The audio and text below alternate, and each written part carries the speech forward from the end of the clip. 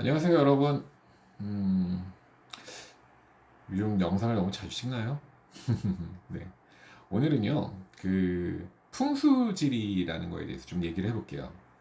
제가 개인적으로는 풍수지리에 좀 관심이 많아요. 우선 집터. 원래 처음 관심을 갖기 시작했던 거는 이 터보다는 그 풍수 인테리어라고 하죠.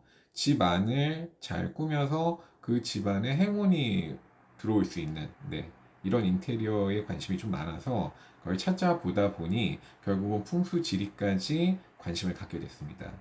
그래서 어느 날 제가 풍수지리라는 걸 뭐 학문적으로 너무 깊게까지 들어가기는 좀 어렵지만 그래도 좀 배워볼 필요가 있겠다라는 생각 때문에 공부를 좀 하기 시작을 했는데요.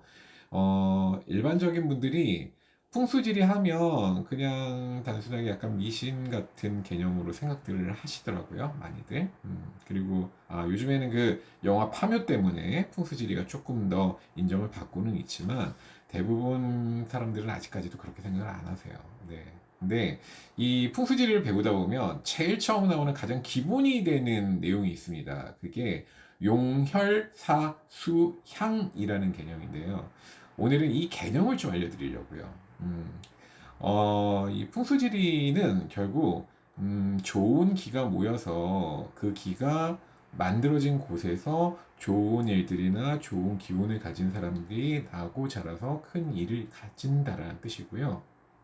그 기운이 사람이 사는 곳에 좋은 일이 생기도록 돼 있으면 그게 이제 양태풍수라고 해서 집에 관련한 집터나 사람이 사는 곳에 관련한 풍수가 되는 거고요. 그게 몇 자리가 되면 음태풍수라고 해서 무덤을 쓰는 자리가 됩니다. 네.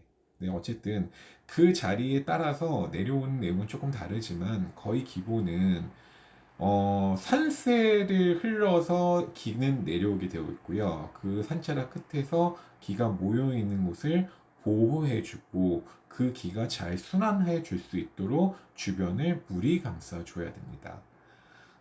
그리고 그곳에서 또 좋은 방향을 바라보고 있으면 그게 가장 좋은 풍수에서 말하는 명당이거든요. 우리가 흔히 알고 있는 배산임수라는 말이 맞는 말이에요. 왜냐하면 뒤에 산을 두고 그리고 앞에는 부드럽게 흐르는 물을 두고 그러면 그 자리가 지금 말씀드린 자리하고 거의 일치합니다. 자, 그러면 여기서 말하는 용이 뭘까요? 용은 이 산맥을 뜻해요. 그래서 가장 높은 산에서 이 산맥을 타고 그 기가 흘러서 가장 낮은 곳에 그 기가 모입니다. 그 기가 모이는 자리를 혈이라고 하고요.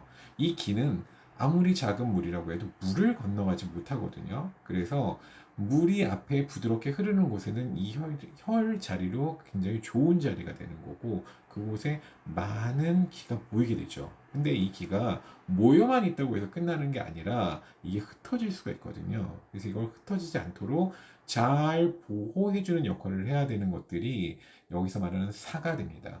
이 모래사자를 쓰긴 하는데 이 사는 그 기들을 모여서 그걸 지켜주는 곳. 그래서 저희가 보면 흔히 말하는 아까 배산임수의 그 산이 되는 거죠.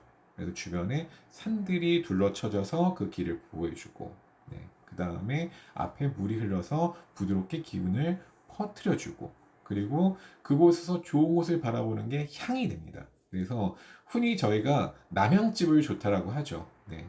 그것도 똑같은 얘기가 될 수 있습니다. 그러면 다시 한번 정리하면 기가 흐르기 위해서 가장 높은 산부터 그 길을 흘러내리는 용처럼 굽이치는 그 모습을 보고 이걸 용이라고 하고요. 그 다음에 그 기가 모이는 곳의 그 끝점을 혈이라고 합니다. 그리고 이 모인 혈을 보호해주는 둘러싸여 있는 산들의 종류를 어, 이게 사라고 하고요. 그리고 그 앞에 길을 흘러주기 위해서 흐르는 물을 수라고 하고 그 안에서 좋은 방향을 바라보는 걸 향이라고 합니다.